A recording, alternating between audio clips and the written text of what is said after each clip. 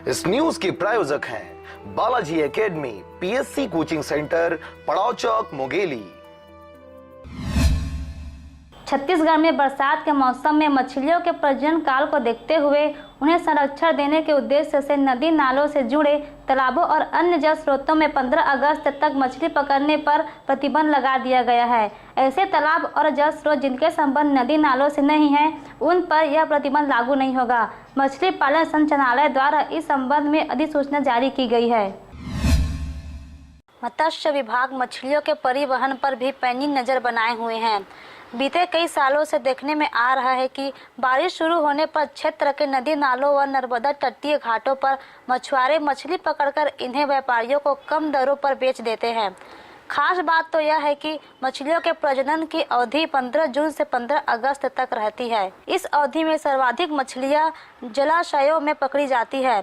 उल्लेखनीय है कि मत्स्य विभाग से प्रजनन अवधि में मछलियों के परिवहन व शिकार पर पूरी तरह से प्रतिबंध लगा देता है, लेकिन इस अवधि में सबसे ज्यादा मछलियों का शिकार किया जाता है। इस अवैध व्यापार पर पुलिस भी कोई ठोस कार्रवाई नहीं कर पाती। बसंत ऋतु के दौरान प्रतिबंध का उल्लंघन करने पर छत्तीसगढ़ राज्य मत्स्य क्षेत्र अधिनियम के नियम के अंतर्गत अपराध सिद्ध होने पर 1 वर्ष का कारावास अथवा 5,000 रुपए का जुर्माना या दोनों एक साथ होने का प्रावधान रखा गया है।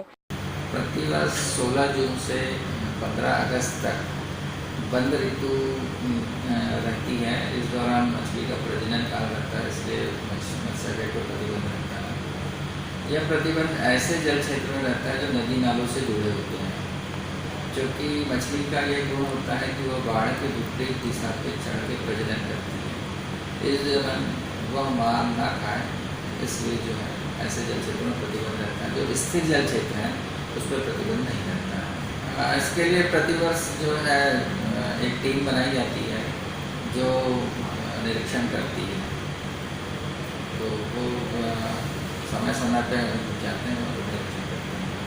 Bureau report RJ रमझाझर।